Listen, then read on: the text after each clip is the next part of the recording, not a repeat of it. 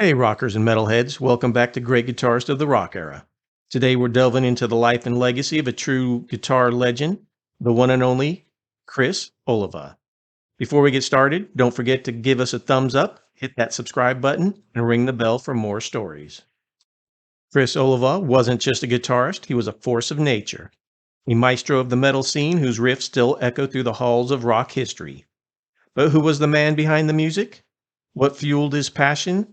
And what were the stories that shaped his legendary career?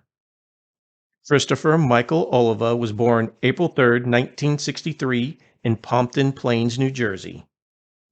Criss started out on bass after the family moved to California, but after discovering Michael Schenker and Ritchie Blackmore, he switched to guitar. His main influences were Blackmore, Schenker, Tony Iommi, and Uli John Roth. The Oliva family moved to Tampa, Florida, where John and Criss formed a three-piece band called Tower with bassist Tony Ciula. With John on drums and vocals, Criss on guitar, Tower started out playing covers by Black Sabbath, Van Halen, and Rush. Eventually, John stepped out from behind the kit to play bass and be the frontman of the group and changed its name to Avatar in 1978. In 1980, the duo met up with Steve Wachholz and jammed in a shack behind the Oliva home, dubbed the Pit. They played the Tampa Clearwater area clubs for years. In 1981, Keith Collins joined them to relieve John on bass guitar duties. In 1982, the band released an EP on Par Records. In 1983, the day before the release of their debut album, Avatar were forced to change their name due to other bands with the same name. Combining the words Sabotage and Avatar, Oliva came up with the name Sabotage. Sabotage released their first two albums, Sirens in 1983 and Power of the Night in 1985, both on Par Records, exhibiting a variety of musical styles. Sabotage signs to Atlantic Records in 1985. They released Fight for the Rock in 1986. In 1987, the band collaborated with producer Paul O'Neill for the first time on Hall of the Mountain King. Oliva's unique playing style won many fans, including Alex Skolnick and Dave Mustaine, who tried to recruit him from Megadeth. His distinctive self-taught style of playing, marked by gargantuan but catchy riffs, driving rhythms, and his emotive guitar solos, were flashy but tasteful. Criss had the fluidity of guys like George Lynch and Warren D. Martini, but with an aggressive, melodic style that fit Sabotage perfectly. Gutter Ballet was released in 1989. Streets, a rock opera, was released in 1991, with Oliva wishing for it to go platinum. Sabotage toured relentlessly, with Olivia winning critical acclaim. Streets was Sabotage's biggest mainstream success.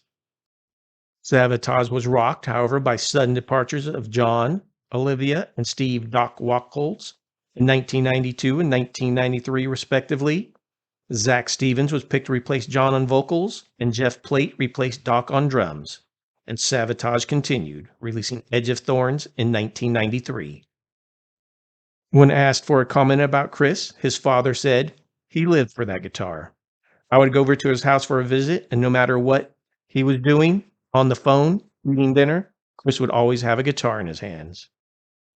Criss played Jackson and Charvel guitars. His favorite guitar, though, was an ESP that later had a Jackson logo airbrushed on the headstock.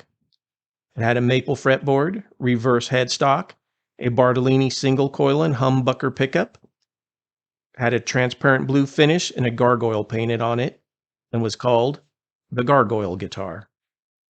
On October 17th, 1993, at around 3:30 a.m., Oliva and his wife Dawn were driving on their ways to the 4th Annual Livestock Festival held in Zephyr Hills, Florida.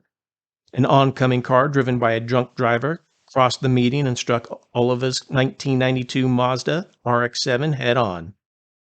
Dawn survived the crash, but Criss was killed instantly. The drunk driver, who had 7 prior drunk driving convictions, survived with minor injuries and was later found guilty of DUI manslaughter, DUI serious injury, and vehicular homicide, and served just 18 months in prison of a 5-year sentence. which was way too short of a sentence for killing somebody. Criss Oliva wasn't just a guitar hero, he was a game changer. His innovative style and boundary pushing techniques redefined the genre and inspired countless musicians to pick up guitar and rock out.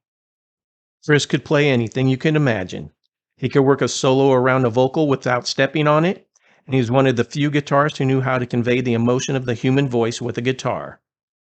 He was a combination of the angst of Duane Allman on Layla, the excitement of Jimmy Page, the emotion of Eric Clapton, the raw feel of Joe Perry, and the dexterity of Eddie Van Halen or Alan Holdsworth.